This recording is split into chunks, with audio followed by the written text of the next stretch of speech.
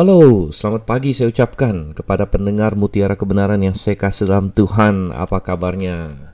Salam Maranatha, kiranya Tuhan datang kembali dengan segera. Salam damai sejahtera kepada kita semua di dalam Yesus Kristus. Anda masih bersama dengan saya, Dr. Stephen Einstein Liao. Saya adalah salah satu gembala sidang dari GBIA Grafe di Sunter, Jakarta. Dan selama banyak tahun saya sudah merekam acara Mutiara Kebenaran ini, acara pembahasan firman Tuhan, supaya kita semua bisa belajar, kita semua bisa mengumpulkan butir-butir atau mutiara-mutiara kebenaran yang begitu berharga di dalam halaman-halaman kitab suci. Dan puji syukur kita hari ini masuk ke suatu sesi yang cukup spesial. Kita masuk di dalam 1 Raja-Raja pasal 12. Tetapi sebenarnya pasal 12 ini terbagi menjadi 2 sesi. Jadi bagi Anda yang mungkin baru saja bergabung dengan kami, Mutiara Kebenaran ini kita biasanya membahas satu sesi atau satu hari satu pasal.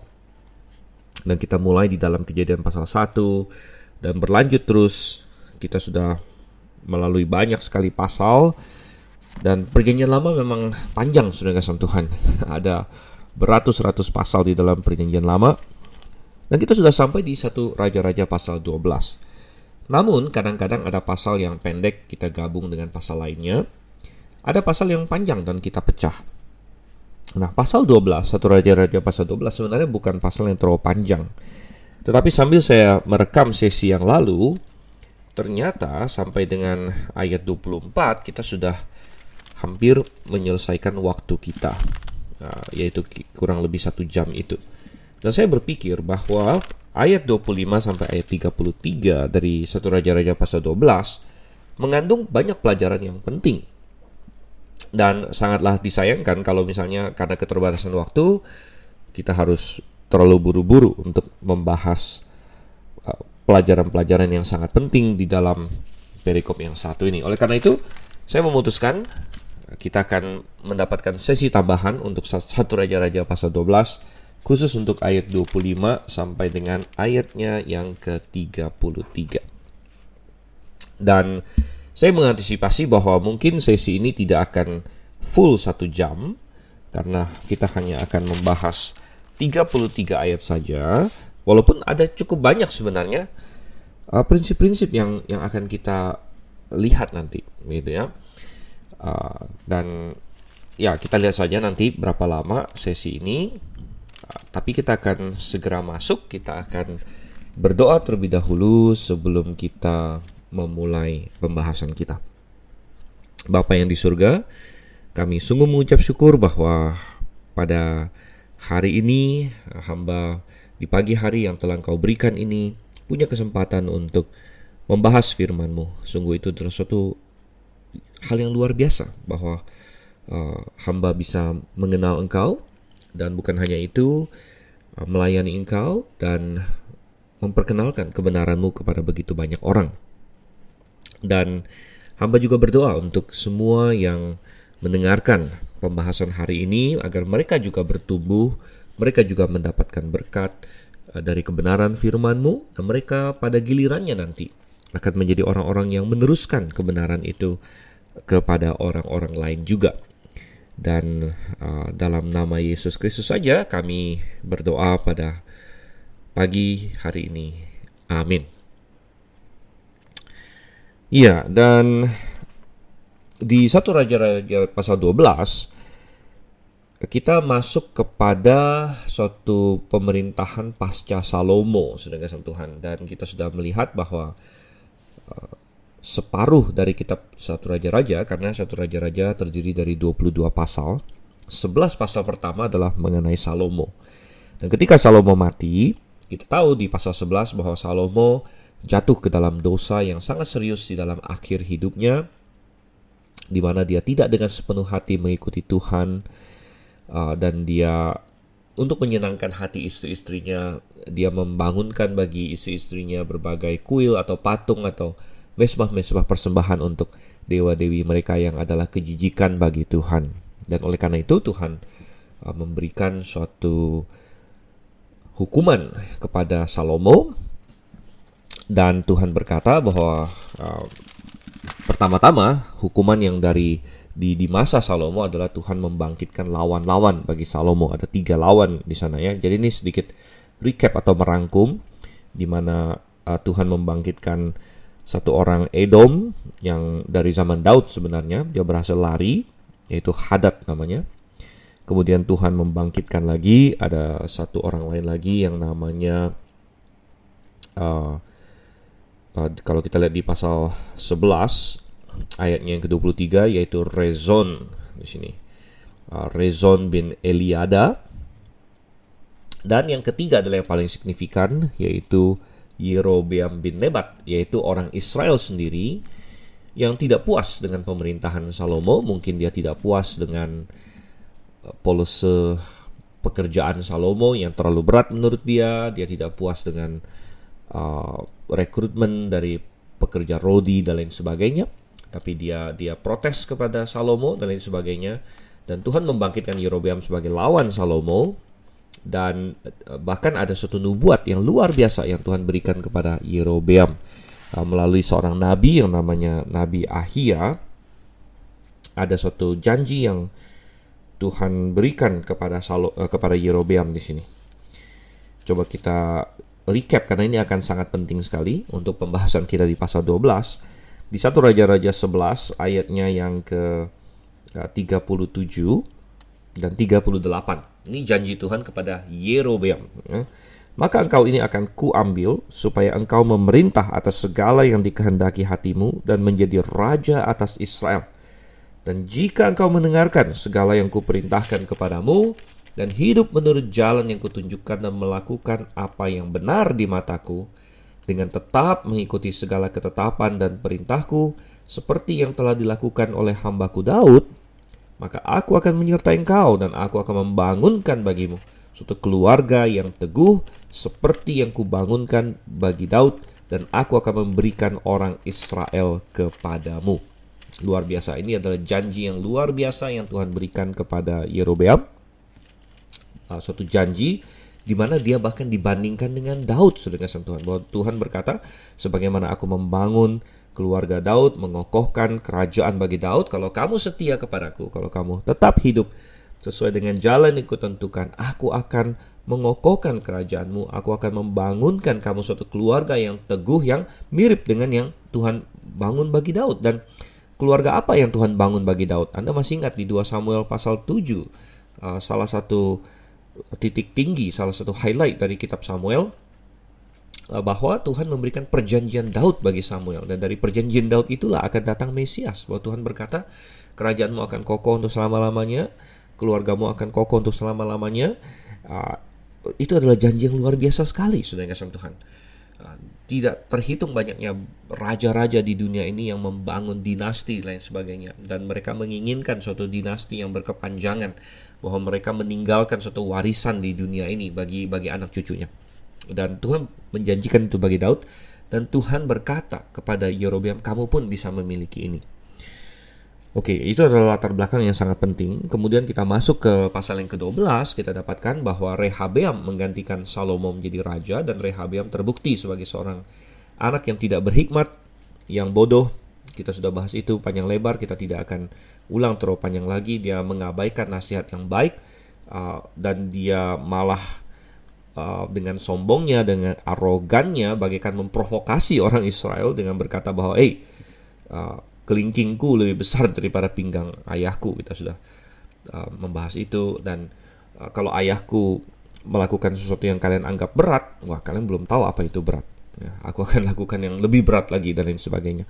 Jadi dia memprovokasi orang Israel. Dia adalah seorang yang sangat tidak diplomatis, sangat bodoh boleh dibilang. Dan oleh karena itu, seperti yang Tuhan sudah nubuatkan, 10 suku memisahkan diri. Mereka mengangkat Yerobeam menjadi raja, saudara kasih Tuhan. Dan usaha Rehabeam untuk mengembalikan kerajaan itu gagal. Bahkan kepala pekerja rodinya Adoram dilempar batu. Dan ketika Rehabeam mencoba untuk mengumpulkan pasukan untuk menyerang, melalui firman Tuhan melalui seorang nabi yang namanya Semaya di sini, Tuhan menyuruh semua pasukan Yehuda dan Benyamin untuk tidak menyerang saudara mereka di utara, karena perpecahan ini adalah dari Tuhan. Oke, itu adalah konteks. Sehingga mulai saat itu Israel terpecah menjadi dua, dan kita tidak lagi memiliki kerajaan Israel yang bersatu. Kerajaan Israel yang bersatu hanya bertahan 3 raja saja, yaitu Saul, Daud, dan Salomo. Dan sekarang kerajaan Israel terpecah menjadi 2. Kita bisa sebut itu kerajaan utara dan kerajaan selatan. Atau kita bisa sebut kerajaan utara sering juga disebut kerajaan Israel, karena terdiri dari 10 suku Israel. Jadi merekalah yang mengambil nama kerajaan Israel akhirnya, karena mereka lebih besar, mereka yang mayoritasnya, wilayah mereka juga lebih besar, saudara. Dan wilayah selatan sering disebut sebagai kerajaan Yehuda. Dan menarik sekali bahwa Tuhanlah yang pertama, boleh dibilang di sini, memakai istilah Raja Yehuda. Kalau kita lihat sedikit di atasnya, di 1 Raja-Raja 12 ayat yang ke-22 dan 23. Tetapi datanglah firman Allah kepada Semaya abdi Allah demikian. Katakanlah kepada Rehabeam anak Salomo, Raja Yehuda. Jadi Rehabeam tidak lagi disebut Raja Israel, tapi Raja Yehuda. Jadi turun pangkat sebenarnya dia, saudara Tuhan. Dia kehilangan begitu banyak penduduk, kehilangan begitu banyak daerah. Nah, sehingga inilah permulaan dari kerajaan yang terpisah. Rehabeam di selatan, Yerobeam di utara. Namanya cukup mirip sebenarnya, baik Rehabeam maupun Yerobeam. Ya, dan yang sangat menarik adalah sebenarnya nama mereka memiliki arti yang lumayan mirip ya. Kalau di telinga kita, di telinga Indonesia kita, Yerobeam dan Rehabeam ada kemiripan bunyi sebenarnya, karena dua-duanya berakhiran dengan beam. Dan memang benar, karena akhiran am itu artinya umat sebenarnya ya. Jadi waktu saya masih muda, memang kadang-kadang Yerobeam, Rehabeam gitu ya. Kadang-kadang di kuis-kuis Alkitab, di remaja-remaja atau anak sekolah minggu, ini semacam trik juga, atau pertanyaan-pertanyaan yang cukup ini ya, bisa mengganjal bahwa yang mana nih, Yerobeam atau Rehabeam. Sepertinya ada 2 nama, tapi arti nama mereka sangat mirip. Yerobeam ini dari akhiran am itu kan umat ya, Yerobeam. Jadi itu di tengahnya itu ada kata rabab ya, Yerobeam. Jadi artinya dia akan memperbanyak umat, begitu kira-kira ya. Artinya dia akan memperbanyak umat. Sedangkan Rehabeam itu dari kata rahaf dengan am ujungnya, itu artinya kira-kira adalah dia akan memperlebar umat. Dia akan to widen dalam bahasa Inggris ya, to dari rahaf di situ. Jadi artinya sangat ada kemiripan arti lah gitu. Yerobeam artinya dia akan memperbanyak umat, Rehabeam dia akan memperluas umat. Jadi memperbanyak umat, memperluas umat. Menarik bahwa 2 orang ini dengan nama yang lumayan mirip sebenarnya. Satu menjadi raja di utara, satu menjadi raja di selatan di sini. Oke, dengan itu kita coba masuk ke dalam ayatnya yang ke-25. Kemudian Yerobeam memperkuat Sikem di pegunungan Efraim. Ya, lalu diam di sana. Ia keluar dari sana lalu memperkuat Penuel. Ya, jadi tindakan pertama Yerobeam adalah mengokohkan kerajaannya. Dia memperkuat beberapa kota. Dia mungkin melihat bahwa hampir saja dia diserang oleh Rehabeam, karena di beberapa ayat sebelumnya bahkan Rehabeam sudah persiapkan pasukan 180.000 orang dari Yehuda dan Benyamin, dan hanya digagalkan oleh nasihat firman Tuhan, oleh perintah firman Tuhan melalui Nabi Semaya. Dan mungkin Yerobeam melihat itu dan dia berkata, wow, hampir saya diserang. Dan dia mau mempersiapkan diri, andai kata di masa depan Rehabeam mau menyerang dia lagi. Dan dia memperkuat beberapa tempat di sini. Sikem adalah tempat di mana tadinya Rehabeam datang untuk mau dinobatkan menjadi raja. Kalau kita masih ingat di pasal 12 ayat 1, kemudian Rehabeam pergi ke Sikem katanya di situ ya. Dan di Sikem lah tadinya Rehabeam mau menjadi raja. Jadi Sikem dijadikan semacam ibu kota atau pusat pemerintahan oleh Yerobeam di sini. Dan memang Sikem letaknya ada di tengah-tengah wilayah di situ di pegunungan Efraim. Dan Efraim menjadi suku yang dominan di kerajaan utara di sini. Kemudian dia juga memperkuat Penuel dan lain sebagainya. Dan kalau kita melihat hanya ayat ini saja, maka kesan kita masih positif, saudara-saudara. Kesan kita masih positif, dan sepertinya kerajaan Yerobeam dimulai dengan adanya energi, dengan adanya suatu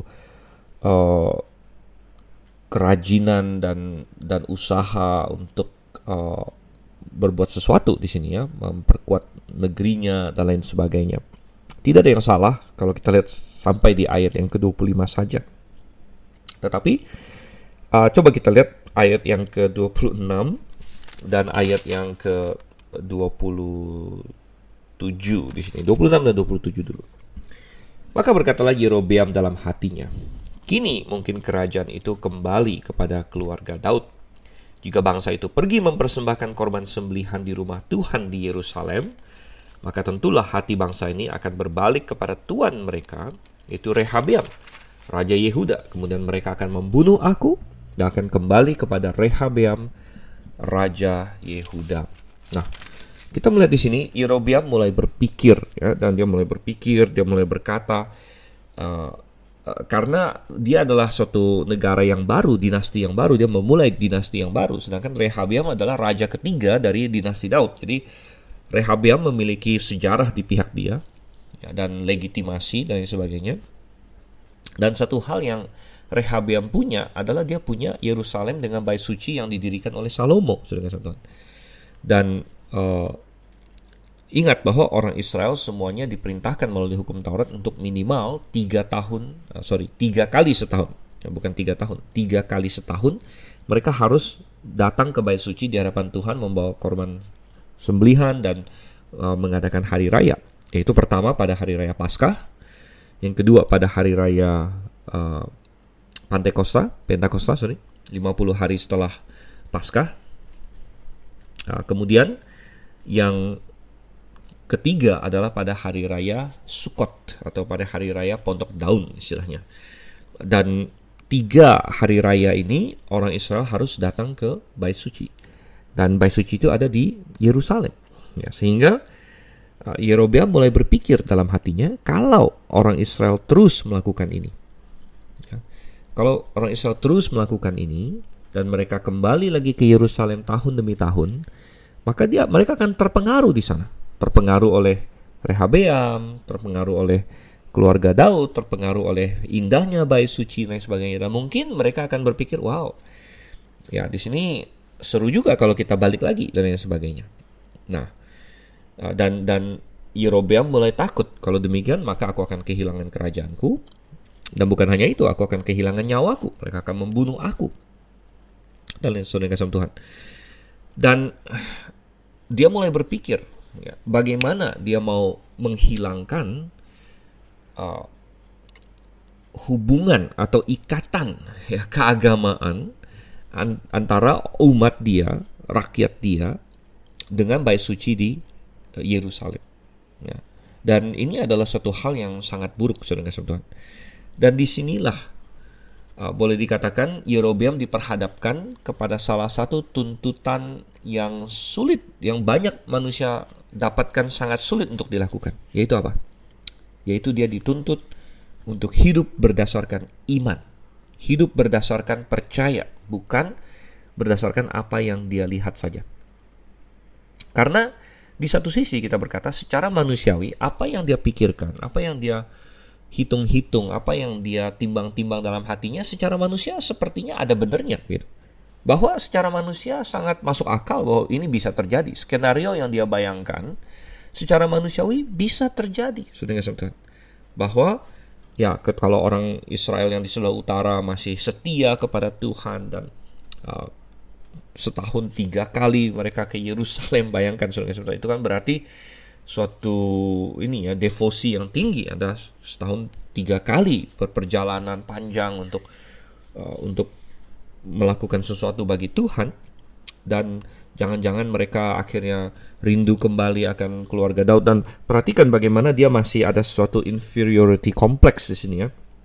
Karena di ayat yang ke-27 dia berkata, maka tentulah hati bangsa ini akan berbalik kepada tuan mereka, yaitu Rehabeam. Jadi seolah-olah dia mengakui bahwa dirinya sebenarnya adalah orang yang memberontak begitu. Dirinya adalah orang yang memberontak dan Tuhan yang sesungguhnya adalah Rehabeam. Sepertinya ada suatu masih kompleks inferioritas pada diri Yerobeam di sini.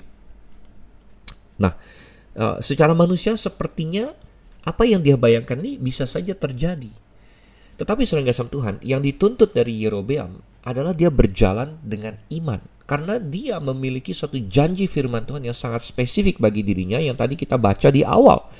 Makanya tadi saya bilang itu sangat fondasional, sangat dasar sekali. Kita harus baca ayat itu lagi. Tadi di 1 Raja-Raja 11 ayat 37 dan 38, di mana melalui seorang nabi Ahia yang dengan peragaan dia bajunya dia koyak-koyak menjadi 12 bagian.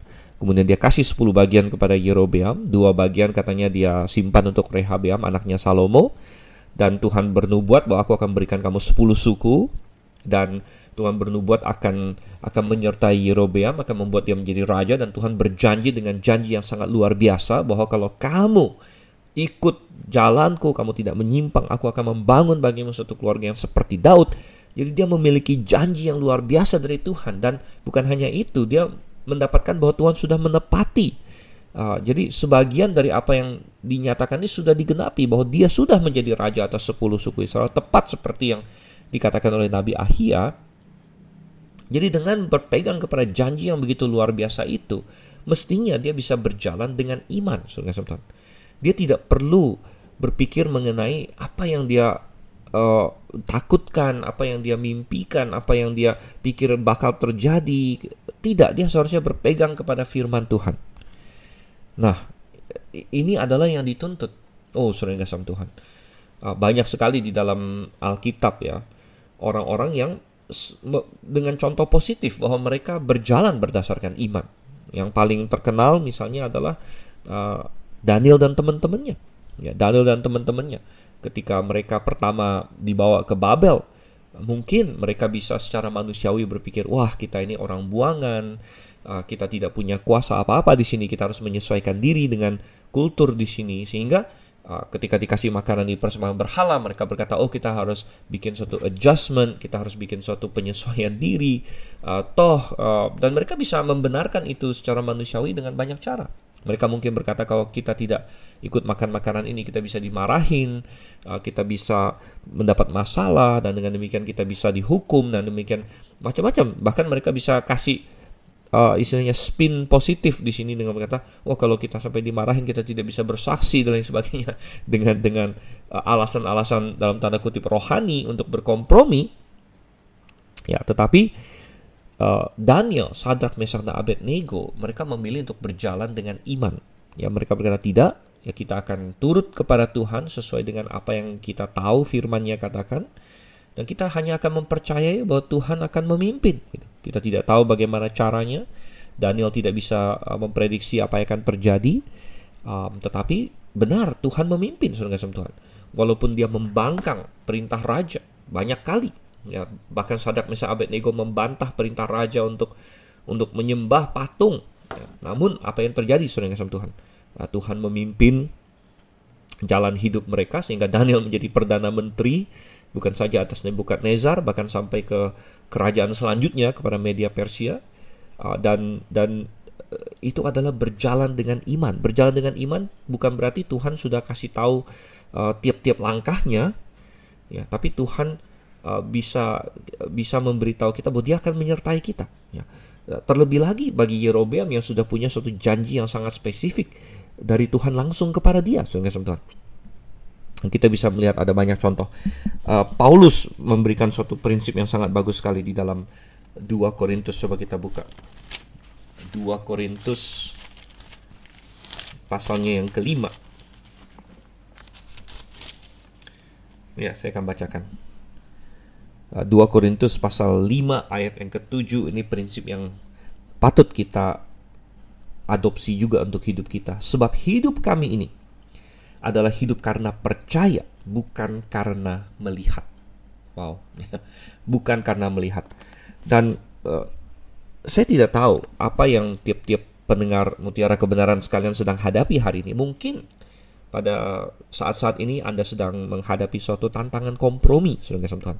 Dan mungkin Anda takut akan masa depan. Anda tidak tahu apa yang akan terjadi kalau Anda tidak mengambil langkah kompromi ini. Ini persis seperti yang Yerobeam hadapi, saudara-saudara. Mungkin Anda berpikir, oh kalau saya tidak berkompromi, mungkin saya macam-macam. Saya bisa kehilangan pekerjaan saya. Ada yang takut kehilangan pasangan hidup atau pacar, ya kalau saya tidak berkompromi akan nilai-nilai saya, akan kebenaran. Ya, ada yang takut bahkan sebagian mungkin di wilayah yang sangat berbahaya. Ya, ada yang bisa takut kehilangan nyawanya bahkan kalau dia tidak berkompromi dan lain sebagainya. Ada yang takut kehilangan cuan yang besar.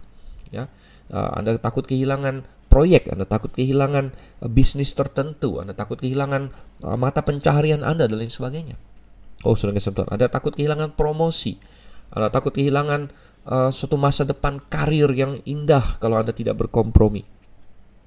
Oh, saudara-saudara Tuhan, kalau Anda memiliki firman Tuhan yang tegas, ya, yang jelas di dalam hidup Anda bahwa jangan lakukan ini, ya, maka jangan, saudara-saudara. Nah, ada hal-hal yang kita boleh kompromi tentunya, yang tidak Alkitab atur, yaitu silakan. Ya, saya selalu berkata, kapan orang Kristen boleh kompromi?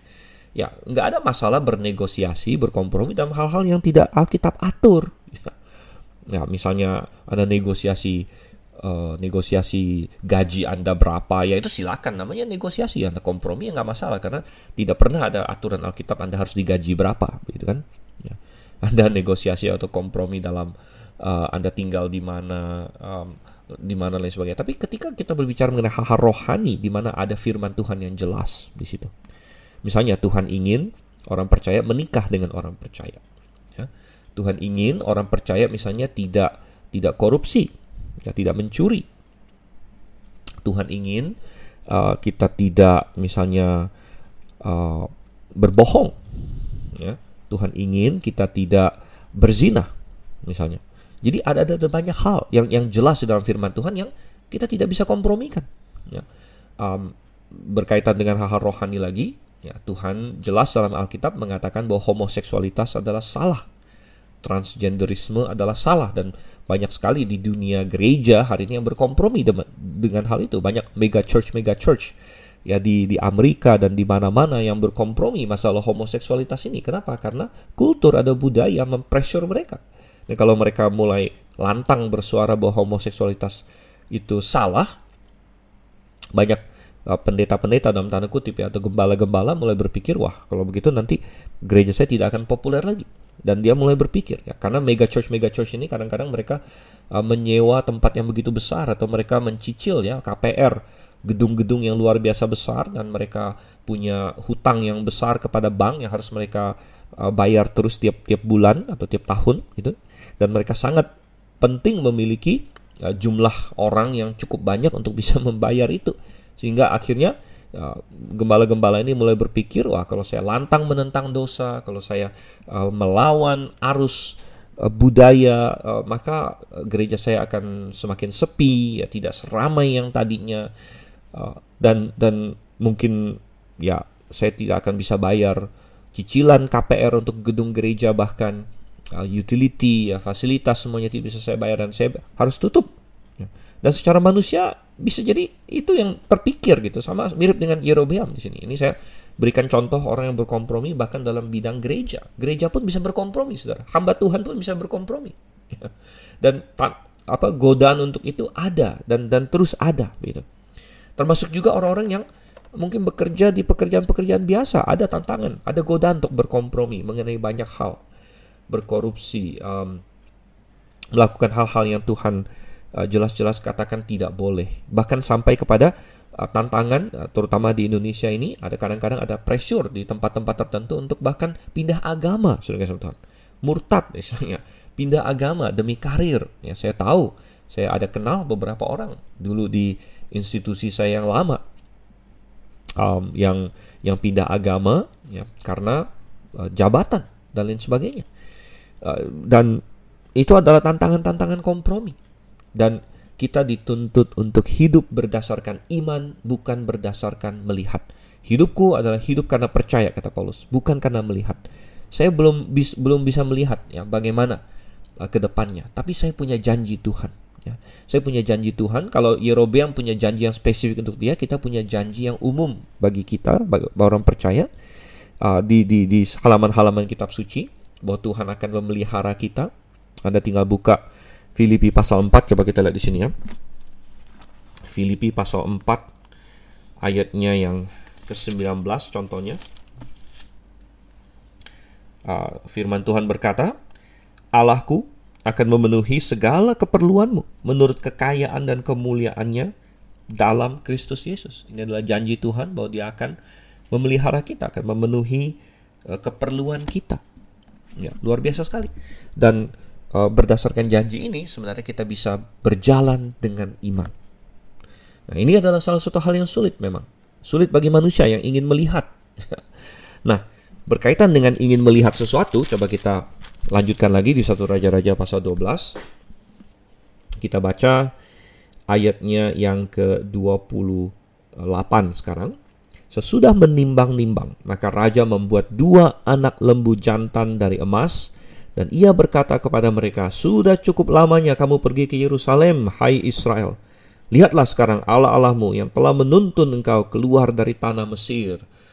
Wow, ini kacau sekali saudara kasih Tuhan. Setelah Yerobeam menimbang-nimbang apa yang akhirnya dia putuskan untuk dia lakukan, dia digoda oleh kompromi, dia digoda oleh ketakutan dirinya bahwa dia akan kehilangan kerajaannya. Dia tidak akhirnya berpegang kepada janji Tuhan melalui nabi yang sudah berkata kepadanya, kalau kamu berjalan setia, aku akan mendirikan rumah bagimu, aku akan mengokohkan keluargamu. Dia tidak berpegang kepada janji Tuhan itu, tapi dia mulai berpikir bagaimana secara manusiawi. Dia mau memutuskan rantai koneksi antara Israel dengan Yehuda, memutuskan, dan itu termasuk memutuskan rantai koneksi antara umatnya dengan bait suci di Yerusalem. Dia tidak mau orang Israel pergi ke Yerusalem lagi, dan dia memutuskan untuk mendirikan 2 anak lembu jantan emas. Dan Anda tahu ini mengingatkan kita akan apa? Ini mengingatkan kita akan apa yang dilakukan oleh Harun, saudara yang kasih Tuhan. Dan ada kemiripan di sini. Harun waktu itu dia di-pressure oleh umat yang berkata, di mana Musa? Di mana Musa? Karena Musa naik ke Gunung Horeb, Gunung Sinai di situ, dan 40 hari 40 malam di sana mereka tidak lihat dia. Mereka kira Musa sudah mati, dan mereka mulai berkata, apa yang harus kita lakukan? Dan Harun membuat 2 anak lembu emas, gitu. Dan kata-katanya pun sangat mirip, di mana Harun waktu itu berkata, lihatlah, inilah Tuhan, inilah Allah yang mengeluarkan kamu dari tanah Mesir, kata Harun. Dan hal yang sama dikatakan oleh Yerobeam di sini. Dan jelas sekali bahwa tujuan dia berkata, sudah cukup lamanya kamu pergi ke Yerusalem. Jadi tujuan politik dari Yerobeam terlihat jelas. Aku tidak mau kalian ke Yerusalem, aku tidak mau kalian terpengaruh oleh Rehabeam secara politik. Hai Israel, lihatlah sekarang Allah-Allahmu. Kata Allah-Allahmu di sini dari kata Elohim, dan Elohim bisa diterjemahkan Allah singular atau Allah-Allah di sini. Menurut saya sepertinya yang dimaksud oleh Yerobeam adalah Allah singular. Maksudnya Yerobeam ingin berkata ini adalah Allah Jehovah. Jadi dia bukan mau menciptakan dewa baru, dia ingin menggambarkan Allah yang selama ini mereka sembah dalam bentuk yang baru begitu. Jadi seolah-olah Yerobeam ingin berkata, oke, kita tidak berubah, kita masih menyembah Allah begitu, tapi Allahnya sekarang dalam bentuk yang ini, bentuk yang 2 anak lembu jantan emas ini yang telah menuntun engkau keluar dari tanah Mesir. Sangat mirip sekali dengan apa yang dikatakan oleh Harun, saudara kasih Tuhan. Dan andai kata, saya tidak yakin kalau Yerobeam ada membaca Alkitab, dia ada membaca tentang Harun, dan dia membaca tentang betapa buruk akibatnya dan murka Tuhan yang menyala-nyala, maka saya yakin dia tidak akan melakukan ini. Dia tidak akan melakukan ini andai kata dia ada membaca Alkitab. Jadi betapa pentingnya membaca firman Tuhan. Ada seorang yang pernah membuat suatu quote atau kutipan yang menarik dan menurut saya cukup akurat. Dia berkata, those who do not learn history is bound to repeat it. Jadi orang yang tidak pernah belajar sejarah itu akan mengulangi kesalahan sejarah. Dan itu benar sekali karena seperti yang Salomo sendiri katakan, tidak ada yang baru di bawah matahari. Jadi manusia telah mengulangi kesalahan yang sama berulang lagi. Dan tujuan kita mempelajari sejarah sebenarnya adalah kita belajar dari yang benarnya dan kita belajar dari yang salahnya juga, supaya kita tidak mengulangi. Tapi kalau kita gagal mempelajari sejarah, maka kita akan mengulangi kesalahan sejarah gitu. Dan makanya belajar sejarah itu penting. Saya masih ingat memang banyak anak-anak SMA, SMP yang sangat bosan sekali belajar sejarah. Saya dulu juga merasa bahwa belajar sejarah agak membosankan, tapi saya melihat itu adalah karena sistem pengajarannya salah sebenarnya. Jadi yang nomor satu yang diajar sejarah itu banyak yang salah gitu ya. Kalau Anda bicara soal Neolitik, Paleolitik itu sebenarnya salah secara alkitabiah. Tetapi kadang-kadang packagingnya sangat tidak seru begitu. Tapi sebenarnya belajar sejarah sangat penting. Namun yang paling penting dalam pembelajaran sejarah adalah belajar Alkitab, ya, karena Alkitab adalah buku sejarah juga, ya. Karena Alkitab menceritakan peristiwa-peristiwa yang benar-benar terjadi. Dan lebih lanjut lagi, Alkitab adalah buku sejarah yang paling penting di seluruh dunia karena berisikan komentari dari Tuhan. Sejarah itu tergantung siapa yang tulis. Ada yang berkata juga history is written by the victors, ya. Jadi sejarah ditulis oleh para pemenang, ya. Misalnya Perang Dunia Kedua, yang menang adalah sekutu Amerika, ya, maka mereka menulis sejarah tentang itu. Beda lagi mungkin kalau yang menang Jerman misalnya atau Jepang, ya mungkin mereka akan beda lagi tulisnya gitu. Jadi ada yang berkata bahwa history is written by the victor. Ya, sebagian benar, ya, tetapi intinya begini. Anda belajar sejarah, lalu pelajaran apa yang Anda tarik darinya tergantung sudut pandang si penulis sejarah itu gitu. Ada penulis sejarah yang dia dari sudut pandang ateistik, ada yang dari sudut pandang yang immoral dan lain sebagainya. Tapi ketika kita belajar sejarah dari Alkitab, dan ini makanya mengapa kitab-kitab sejarah yang sedang kita pelajari di Mutiara Kebenaran ini, seperti kitab-kitab Samuel, kemudian raja-raja yang sedang kita bahas sekarang ini begitu penting. Karena ini bukan hanya kita belajar sejarah, oh raja ini jadi raja, si ini jadi raja, si ini menggantikan bapaknya, si ini menyerang ini. Yang menarik juga, tetapi yang paling penting adalah bahwa ini semua ditulis dari sudut pandang Tuhan, sehingga kita tidak mungkin salah mengambil pelajaran darinya, gitu kan? Tidak mungkin salah kita mengambil pelajaran dari sejarah yang tercatat dalam Alkitab, karena siapa yang benar, siapa yang salah, jelas tertulis dalam Alkitab. Dan nanti kita akan lihat setiap raja Israel, setiap raja Yehuda, Tuhan akan rangkum kehidupannya, dan Tuhan akan tuliskan apakah raja ini berbuat baik atau berbuat jahat, apakah dia bertindak benar di mata Tuhan atau tidak. Ya, jadi manusia bisa bingung, manusia bisa melihat hebatnya dia saja. Misalnya nanti di banyak ya, di dua raja-raja nanti ada satu raja lain namanya Yerobeam juga, Yerobeam kedua kita bilang. Jadi tidak sama dengan Yerobeam yang sekarang kita bahas ini ya. Dan raja Yerobeam II yang ratusan tahun setelah Yerobeam pertama ini, dia secara materi sangat hebat sekali. Dia membawa Israel kepada suatu kemakmuran yang luar biasa. Dan mungkin secara sekuler dia akan dianggap sebagai raja yang sukses gitu. Namun Tuhan berkata dia melakukan apa yang jahat di mata Tuhan. Jadi ada penilaian dunia, ada penilaian Tuhan gitu.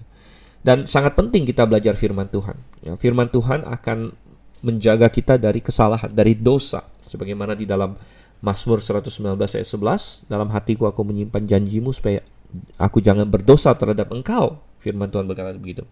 Sekali lagi, saya tidak yakin kalau Yerobeam ada membaca firman Tuhan secara rutin, dan dia ada membaca soal Harun, ya kan? Dia buka kitab Keluaran, dia baca tentang Harun, dia ada baca perikop itu beberapa kali dalam hidupnya. Saya tidak yakin dia akan jatuh kepada kesalahan yang sama, di mana dia mengulangi kesalahan Harun di sini, hampir persis kata perkatanya di sini. Hai Israel, lihatlah sekarang Allah-Allahmu yang telah menuntun engkau keluar dari tanah Mesir. Dan tentu Yerobeam bukanlah orang yang membaca Alkitab seperti itu. Ya, nomor satu, karena memang Alkitab tidak sebegitu gampang tersedia pada zaman itu. Dia harus pergi ke bait suci, dia harus membaca di situ. Dan betapa bahagianya kita hari ini, di mana Alkitab begitu tersedia bagi kita. Makanya kita bilang zaman perjanjian baru ini adalah zaman dengan terang yang jauh lebih banyak begitu. Anda bisa bayangkan zaman perjanjian lama itu terangnya itu seperti hanya ada satu obor di tengah perkemahan seluruh Israel. Sedangkan kita hari ini bagaikan tiap-tiap orang punya lampu bolam di rumahnya sendiri gitu. Karena tiap-tiap kita punya Alkitab di tangan kita, bahkan di handphone kita, bahkan di gereja-gereja kita semua punya Alkitab dan dalam bentuk yang sudah lengkap. Jadi kepada orang yang diberikan begitu banyak terang lebih lagi, kita dituntut lebih oleh Tuhan. Kita dituntut untuk mengenal firman Tuhan. Ya, dan puji syukur saya tahu bahwa Anda semua yang mendengar Mutiara Kebenaran ini adalah orang-orang yang mau belajar Alkitab. Makanya Anda mendengarkan Mutiara Kebenaran gitu. Tetapi saya mau menekankan lebih lagi di sini betapa penting hal ini. Dan kalau Anda baru bergabung, jangan lepaskan belajar Alkitab, saudara. Oke. Sayang sekali Yerobeam dia tidak tahu sejarah Israel, dia tidak paham, dia tidak baca Alkitab, dia mengulangi kesalahan Harun di sini. Ayat 29. Lalu ia menaruh lembu yang satu di Betel dan yang lain ditempatkannya di Dan. Nah, Betel dan Dan adalah, Dan itu di sebelah utara sekali, Betel itu di sebelah selatan, jadi sudah dekat dengan perbatasan Yehuda. Bahkan Betel itu kira-kira sekitar 20-an kilometer dari Yerusalem bahkan. Oke, ayat 30, maka hal itu menyebabkan orang berdosa, sebab rakyat pergi ke Betel menyembah patung yang satu dan ke Dan menyembah patung yang lain. Jadi rupanya ini adalah taktik Yerobeam. Ya, kalau misalnya dia taruh satu di Betel yang tadi kita bilang hanya sekitar 20-an kilometer sebelah utara dari Yerusalem bahkan. Jadi mungkin argumen Yerobeam adalah, hai orang Israel, ngapain kamu jauh-jauh pergi ke Yerusalem? Ya, setengah jalan Anda sudah sampai ke Betel dan Anda menghemat 40 km bolak-balik daripada Anda pergi ke Yerusalem gitu. Ya, dan kalau Anda yang di sebelah utara, ya Anda tidak perlu jauh-jauh ke selatan, Anda tinggal pergi ke Dan saja. Jadi Yerobeam mulai menciptakan suatu agama yang bukan didasarkan kepada kebenaran, tetapi didasarkan kepada convenience atau kenyamanan. Ya. Ngapain jauh-jauh ke Yerusalem? Kalau kamu di sebelah utara, terus jauh ke Dan. Kalau kamu di sebelah selatan, lebih dekat ke Betel daripada ke Yerusalem. Ya. Dan ini semua adalah kalkulasi politik. Bahkan dia menciptakan lembu-lembu ini adalah demi politik, saudara yang kasih Tuhan.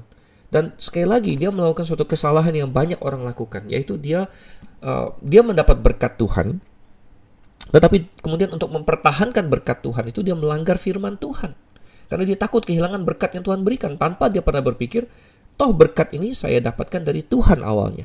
Ya. Kan dia menjadi raja karena Tuhan, dia mendapatkan kerajaan itu dari Tuhan. Namun kemudian dia mengkhianati Tuhan, gitu. Mengkhianati Tuhan demi mempertahankan berkat yang Tuhan berikan itu. Ya.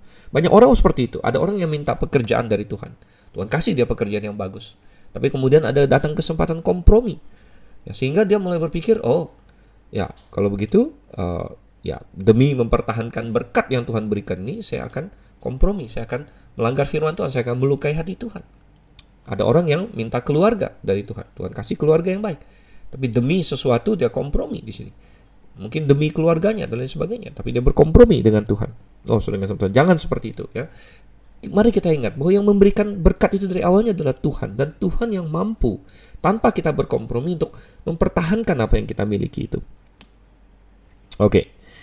Kemudian kita lanjut lagi, ayat yang ke-30. Maka hal itu menyebabkan orang berdosa, sebab rakyat pergi ke Betel menyembah patung yang satu dan ke Dan menyembah patung yang lain. Nah, ini adalah satu hal yang sangat berat. Katanya hal itu menyebabkan orang berdosa. Jadi Yerobeam, karena dia adalah pemimpin, dia adalah raja, bukan hanya dosa dia berefek pada dirinya sendiri, bukan hanya dia merusak dirinya sendiri, merusak keluarganya, tapi dia merusak Israel, saudara kasih Tuhan. Dia membuat Israel berdosa, dan betapa beratnya ini, dia membuat umat Tuhan berdosa. Dan Tuhan begitu marah kepada Yerobeam karena hal ini, sehingga semua raja Israel setelah itu yang jahat selalu Tuhan bandingkan dengan Yerobeam. Nah, raja yang baik Tuhan bandingkan dengan Daud. Semua raja Yehuda selalu dibandingkan dengan Daud. Nanti apakah dia bertindak benar seperti Daud bapaknya atau tidak. Sedangkan raja-raja yang jahat Tuhan bandingkannya dengan Yerobeam. Oh, dia berlaku seperti Yerobeam bin Nebat ya.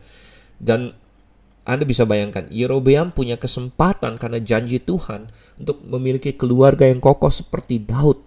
Tetapi karena dosa dia ini yang membuat semua orang lain berdosa juga, nama dia menjadi standar kejahatan. Nama dia menjadi standar perbandingan, kalau kamu jahat, kamu seperti Yerobeam. Oh, saudara kasih Tuhan. Oh. Betapa semuanya ditentukan oleh suatu keputusan, saudara. Oleh karena itu, hati-hati ya. Makanya Tuhan bilang, jangan banyak orang di dalam surat Yakobus, jangan banyak orang mau menjadi guru, karena guru akan dituntut lebih tinggi. Maksudnya begini, semakin tinggi posisi Anda, semakin Anda punya tanggung jawab yang besar, bukan hanya atas diri Anda sendiri, tapi atas semua orang lain. Ya, seorang raja seperti Yerobeam. Kalau Anda seorang guru sekolah minggu, Anda punya tanggung jawab untuk menjadi contoh bagi anak-anak Anda. Anda seorang diaken, Anda seorang penginjil, Anda seorang gembala apalagi.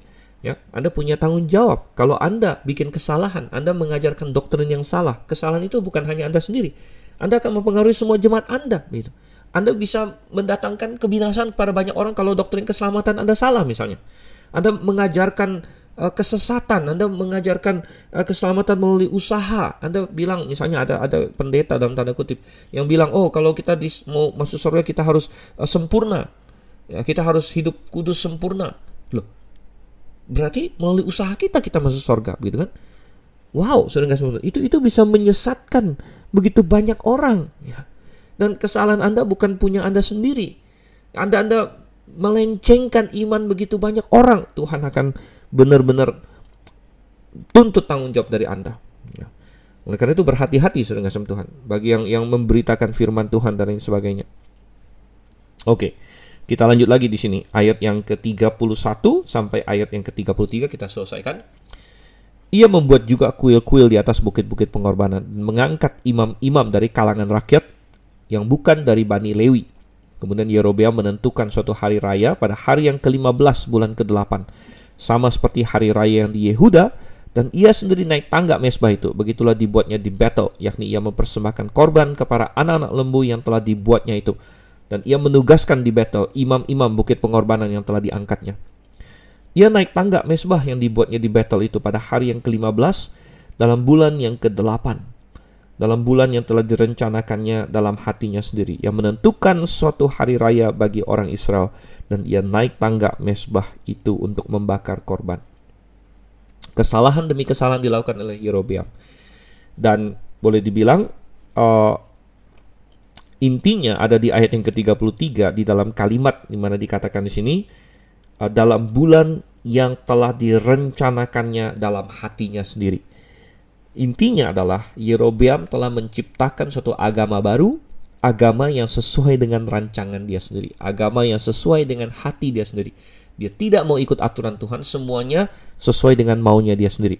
Kita melihat bagaimana mestinya hanya orang Lewi yang membakar persembahan, dia angkat orang-orang lain yang bukan dari kalangan Lewi. Ya, terbuka bagi semua orang, berarti semua orang yang mungkin bayar dia, menjilat dia, punya hubungan apa dengan dia, dan lain sebagainya. Dia dirikan kuil-kuil di bukit-bukit pengorbanan. Padahal Tuhan sudah berkata bahwa hanya di Yerusalem saja, hanya di tempat yang akan aku pilih. Dan Tuhan sudah pilih Yerusalem, orang boleh mempersembahkan korban. Dan kemudian dia bikin hari keagamaan dia sendiri. Nah, kalau di Yerusalem penyembahan Tuhan yang benar ada hari-harinya. Di bulan pertama, bulan Nisan, ada Paskah tadi. Kemudian yang paling penting adalah hari pendamaian atau Yom Kippur. Itu ada di bulan ke-7 bagi orang Israel, ya, mestinya. Tetapi Yerobeam berkata, oke, yang Yerusalem bulan 7, saya mau bikin punya saya bulan ke-8 gitu, untuk menjadi saingan.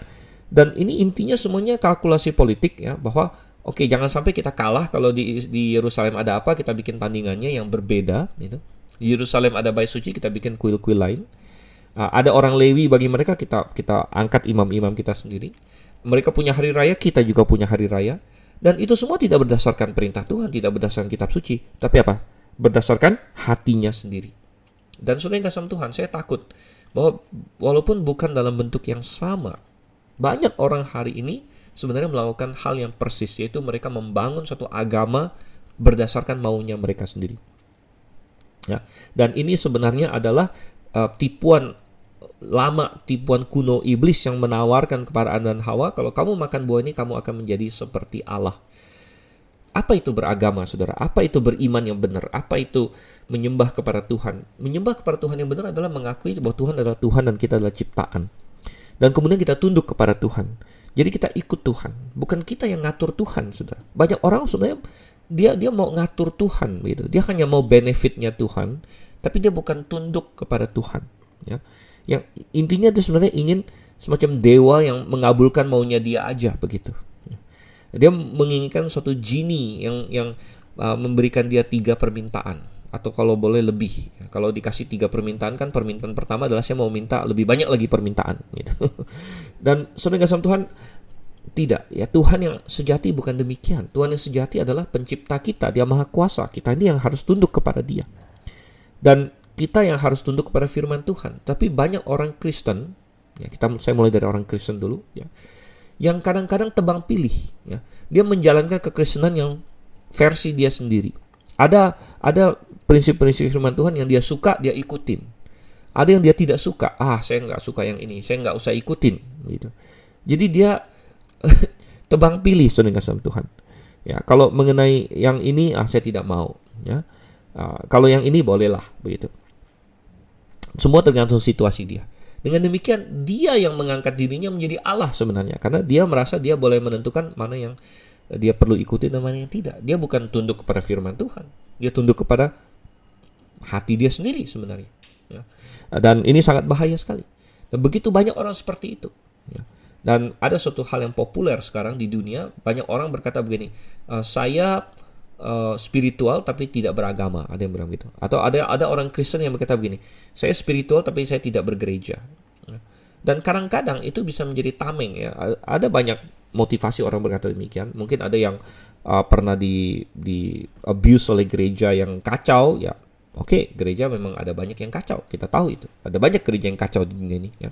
Tapi kadang-kadang ada juga orang yang sekedar berkata demikian dengan suatu di pikiran dia sebenarnya adalah suatu pemahaman bahwa saya spiritual, artinya saya mengakui Allah, tapi saya tidak mau bergereja, saya tidak mau, karena saya tidak mau dikasih tahu apa-apa begitu. Saya tidak mau ada gereja misalnya menekankan kekudusan, gereja menekankan kamu jangan minum alkohol, kamu jangan merokok, kamu jangan berpakaian seperti dunia, kamu jangan nonton film-film yang nggak bener.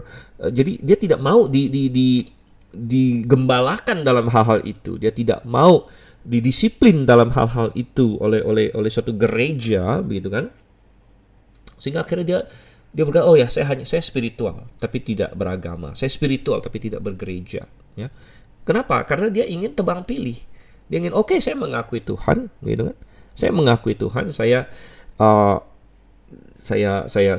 mau baca firman Tuhan kadang-kadang dan sebagainya, tapi ya gitulah saya intinya walaupun mungkin dia tidak mau mengakui, dia ingin membuat suatu agama berdasarkan hatinya sendiri, gitu. Seperti yang di 1 Raja-Raja 12 ayat 33, Yerobeam berkata, aku akan dirikan tangga mesbah, aku naik ke tangga mesbah itu, aku merencanakan semuanya dalam hatinya sendiri. Suatu agama yang berdasarkan hatinya sendiri, yang ujung-ujungnya menempatkan dirinya sendiri sebagai Allah. Walaupun dia lip service, katanya mungkin dia menyembah Yesus atau menyembah siapa lagi yang lain, tapi intinya dirinya sendiri. Oleh karena itu kita harus berhati-hati. Pertanyaan sentral dalam hidup ini adalah siapa Allah kita? Ya, apakah Allah kita adalah Yesus Kristus sehingga kita mengikuti Dia, firman-Nya sepenuh hati, berjalan berdasarkan iman, bukan berdasarkan melihat. Mari kita lakukan itu. Baik, ini adalah renungan kita hari ini. Kita tidak sampai 1 jam penuh, namun saya akan undur diri dulu. Tetap ikuti firman Tuhan, tetap lakukan firman Tuhan, tetap berjalan dalam iman. Sampai bertemu, Maranatha.